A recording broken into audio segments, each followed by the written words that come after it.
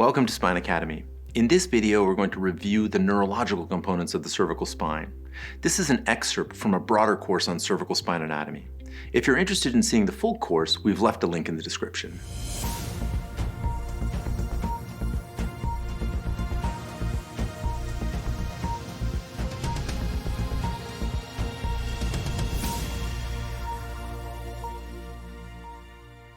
So now that we've talked about the musculoskeletal part of the cervical spine, so that was the bones, the ligaments, the discs that kind of strap them all together, it's important to talk about the neural elements or the nerve elements that are intimately related to them. We alluded a little bit to it when we were talking about the spinal canal, but let's just take a step back and talk about what the nervous system architecture itself is.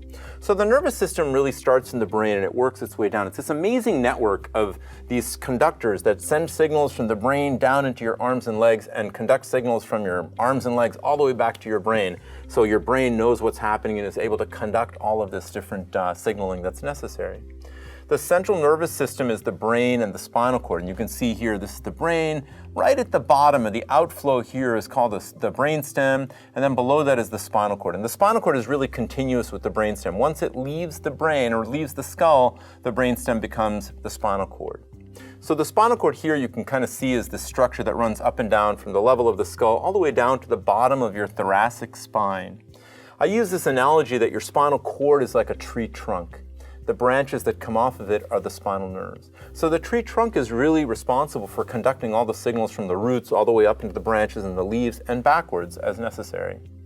In the same way, the spinal cord is responsible for conducting signals from the arms and legs through these spinal nerves until they enter these main tracts, which are like major pathways that go up to different parts of your brain, and then vice versa from the brain down through the spinal cord, through these different tracts, into the spinal nerves and out.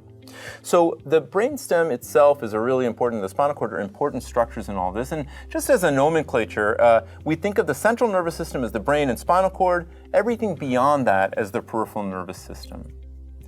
This next animation means to show the spinal cord and the nerves in relation to the structures around them. So this is a nice kind of picture looking this time highlighting the brain, the spinal cord, and the spinal nerves that leave on either side. What's important to recognize here is that the spinal nerves leave the spine, the spinal column, and they become part of a more intricate network as you leave on both sides. This here is called the brachial plexus, where the nerves will kind of intertwine with each other to become peripheral nerves that descend down into your arm and conduct signals all the way out and once again all the way back again. And next we're going to talk really about how the nerves and the spinal cord relate to the musculoskeletal spine that we talked about before. Thank you for watching this video. I hope you found it informative. If you've enjoyed it, please like and subscribe. If you have any questions, comments, or ideas for future content, we'd welcome them in the comment section below.